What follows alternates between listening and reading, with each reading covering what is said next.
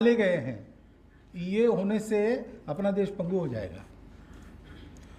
जो एक मुख्य धारा मानी जाती है उसको छोड़ना नहीं है, वहाँ भी है, लेकिन और भी धाराएं थी और सबने मिलके आज का देश बनाया। सबने मिलके एक दिशा तय की है, उस दिशा पर इस देश को आगे ले जाना सबने मिलके तय किया हुआ होने के कारण वो राह निर्दोष है, क्योंकि वो सार्वमत है, कॉन्सेंसस है।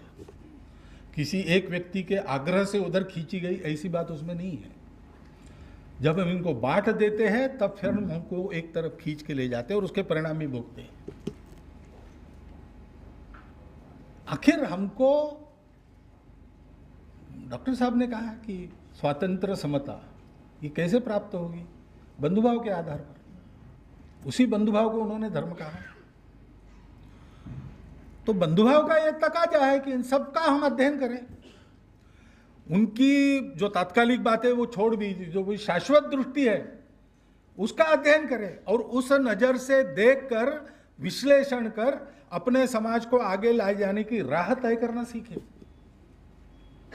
मैं ऐसा करता हूं, इसलिए मैं आपको बताता हूं मेरा अनुभव कि ये प्रयास जब हम करेंगे तब हमको उनके सब करने बोलने की सार्थकता ध्यान में आएगी, उसके तात्कालिक संदर्भ भी ध्यान में आएंगे और दृष्टि जब देखेंगे तब ध्यान में आएगा कि उस दृष्टि को लेकर चलते हैं तो दृष्टि सबकी समान है, क्योंकि सब भारत के मिट्टी के जाए भारत माता के सुपुत्र हैं।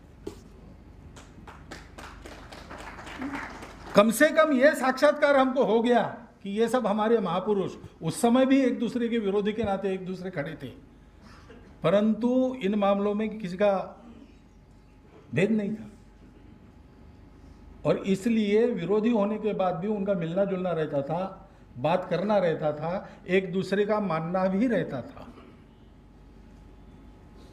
सबके अपने स्वभाव वैचित्र थे, सबकी अपनी पृष्ठभूमि अलग अलग थी, इश्यूज पर सबके मत अलग अलग हो सकते थे। एक प्रसंग याद आया, हमारे रासू गवई जी, वो भी अभी बुद्धवासी हो गए, कल ही उनको श्रद्धांजलि होगी, लेकिन कैसे रहता है, संकोच नहीं था।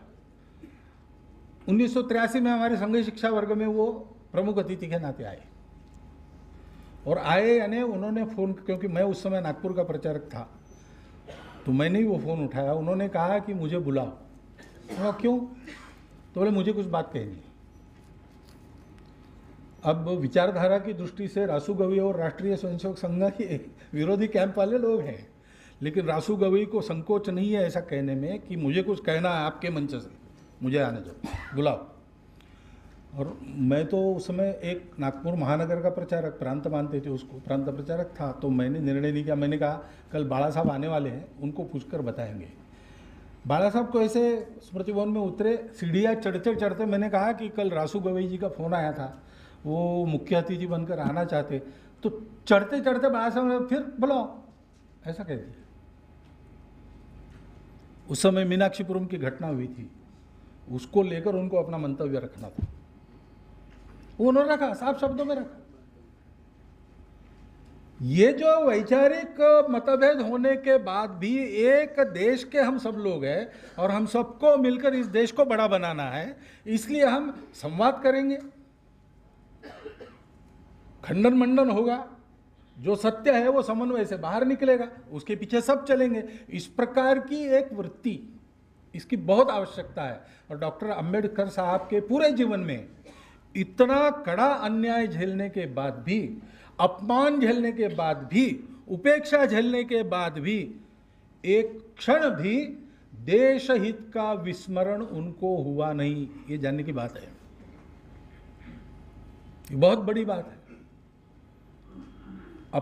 केवल अपने परिश्रम से इतना उच्च स्थान उन्होंने हासिल किया, उसके बावजूद उनकी जाति को लेकर उनके अपमान भी हुए। बड़े बनने के बाद, बैरिस्टर डॉक्टर बाबा साहब आम्बेडकर बनने के बाद भी अपमान करने वाले अदने से लोग थे जो किसी प्रकार उनकी बराबरी से नहीं ठहरते थे। ऐसे अनुभव झेलते हुए भी, इतना विष पीकर भी उन्होंने जो विचार किया वो देश के हित का ही विचार किया। तो भारत का कोई भी नागरिक उनको क्या मानेगा? क्या मानेगा? वो अपना मानेगा, अपना आदर्श मानेगा। ऐसा ही चरित्र है। इस चरित्र को पढ़ते हैं तो जिन लोगों का दुख हमको कभी दिखता नहीं, उनके दुख की वेदना अपने मन में जागती है। फिर आदत से जो हम करते रहे उसमें कहाँ कितना अन्याय भरा है ये हमारे ध्यान में आता है, और उससे रास्ता निकालने की प्रेरणा भी जागती है, रास्ता भी दिख जाता है कैसे निकालना। संपूर्ण समाज को एक रखकर चलना है तो समाज में समरसता होनी ही पड़ेगी। मानवीय प्रयत्नों से जितनी समता संभव है उतनी सारी समता लानी ही पड़ेगी, और वो सब क्षेत्रों में लानी पड़ेगी। राजनीतिक, सामाजिक, आर्थिक और मानसिकता ये बनानी पड़ेगी कि ठीक है, ये सारे दोष हमारे इसमें है, पहले रहे होंगे, हम कोई पुराणपंथी दकियानुसी लोग नहीं है। संत परीक्षान्यतरत भजन्ते। हम अपने 2000 साल के व्यवहार का पूर्ण परीक्षण करेंगे। आखिर सारे शास्त्र होते क्यों हैं? मनुष्य धर्मलाभ करे इसलिए ही होते हैं। डॉक्टर बाबा साहब जिस अर्थ में धम्म कहते थे उस अर्थ में मैं धर्म कह रहा हूं। पूजा पद्धति का धर्म नहीं है, वो समाज की धारणा करने वाला है, सबको एक साथ आनंद देने वाला है, वो रेप्लिकेबल है। यहाँ हो सकता है, वहाँ नहीं हो सकता, ऐसा नहीं है। और वो प्रारंभ में, मध्य में और अंत में कल्याणकारक ही है। ऐसा धर्म देने वाला अपना देश सनातन काल से है। उस धर्म का स्वरूप छोड़कर हम जब अपने स्वार्थ के लिए भटक गए, तब फिर धर्म के नाम पर इतना अन्याय हुआ है। उसको वापस करना होगा। हम सब लोगों को अपने आप को धर्म के रास्ते पर लाना पड़ेगा। पूजा पद्धति कोई हो, तात्कालिक इश्यूज पर मत कोई हो, लेकिन इन बातों पर तो कोई मतभेद होने की आवश्यकता नहीं है। समानता है कोई मतभेद का मुद्दा नहीं है। हमारे ऋषि मुनियों तक ने सबने वो अनुभूति से बताया है कि सब एक है। अगर सब एक है तो फिर आचरण का दोगलापन क्यों? डॉक्टर बाबा साहब अम्बेडकर ने वही कहा कि कितने दिन ये दोगलापन चलेगा। और डॉक्टर हेडगेवार ने हमको यही समझाया कि तत्व और व्यवहार दो अलग बातें मानते हैं। कई बार बोलते हैं तात्विक दृष्टि से तो ठीक है, लेकिन व्यावहारिक दृष्टि से अलग चलना पड़ेगा। तो डॉक्टर हेडगेवार कहते हैं कि जिस तत्व को आप व्यवहार में ला नहीं सकते उस तत्व का कोई उपयोग नहीं, और जिस व्यवहार का तत्व से अनुकूल्य नहीं है वो व्यवहार गलत है। और तत्व अगर है कि ब्रह्म सत्यम, जगन मिथ्या, तो मिथ्या जगत के छोटे छोटे स्वार्थों को लेकर हम वो सबकी आंतरिक एकता को भूलकर क्यों चलते हैं? जैसे डॉक्टर अंबेडकर साहब ने एक सवाल उत्पन्न किया कि उनको हमारा मालिक बनना फायदे का है, लेकिन हमको गुलाम बनना कहाँ फायदे का है। वैसे जो मालिक बने थे उन्होंने भी सोचना है कि जिस धर्म की दुआई देकर हम कहते हैं उस धर्म में तो ऐसा नहीं कहा है। तो ये दोगलापन हम क्यों करें? ये पाप हम क्यों करें? हम धर्म को मलिन क्यों करें? ये विचार मंथन होना बहुत आवश्यकता है। वैसे तो हुआ है, डॉक्टर अंबेडकर की तपस्या व्यर्थ नहीं गई है, परंतु वो मन से जाने की बात रही थी। बुद्धि से तो समझ में आ गया सबकी, वैसा नहीं। 2000 वर्षों की आदत को मन से दूर करना पड़ेगा। उसके लिए तो अभ्यास, यही दूसरा रास्ता नहीं, अभ्यास ही करना पड़ेगा उसका। और वो अभ्यास अपना ठीक चले, निरंतर चले, उचित दिशा में चले, इसलिए ये सारी बातें पढ़नी पड़ेगी। और इसलिए एक तो इस पर बोलने को मिल रहा है, ये मेरे लिए सौभाग्य की बात है। और दूसरी बात, डॉक्टर अंबेडकर संपूर्ण राष्ट्र के लिए एक दीपस्तंभ समान मार्गदर्शक नेता थे, और उनके विचार केवल एक विषय पर केंद्रित नहीं है, संपूर्ण राष्ट्रीय हित के पहलुओं से जुड़े उनके विचार है।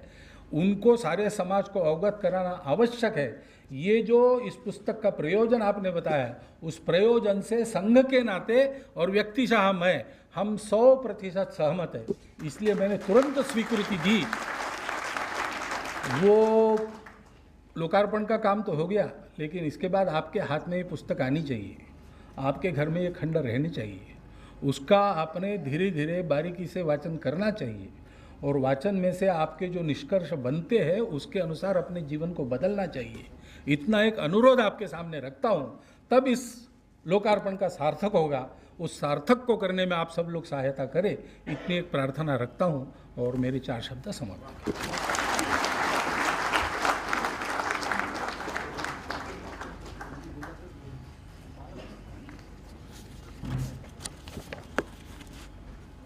आदरणीय मोहन जी को सुनना हमेशा बड़ा सुखद होता है। समय कैसे निकलता है मालूम ही नहीं पड़ता। और मुझे स्मरण आता है हमारी 3 पुस्तकों के लोकार्पण में उन्होंने एक बात कही थी कि समाज की अंतिम सीढ़ी पर एक आदमी हाथ ऊपर कर रहा है, तो जो ऊपर खड़ा है उसका कर्तव्य है कि वो हाथ बढ़ाकर उस हाथ को ऊपर खींचे। तो वो समय आ गया है और वो संदेश माननीय मोहन जी ने दिया है, ये सार्थक होगा। मैं उनका आभारी हूँ। हम कार्यक्रम के अंतिम चरण में हैं। आप सबके प्रति कृतज्ञता ज्ञापित करना मेरा पुनीत कर्तव्य है और यह औपचारिकता नहीं, हम सचमुच कृतज्ञ हैं। आप सबके आने से हमारा आनंद बढ़ा, हमारा मान बढ़ा। प्रभात प्रकाशन का सदैव यह प्रयास रहा है कि वे अपने महापुरुषों को, अपनी गौरवशाली संस्कृति को रेखांकित करने वाली पुस्तकों का प्रकाशन करें। आदरणीय मोहन जी हमारे मार्गदर्शक हैं, उनके विचार हमारे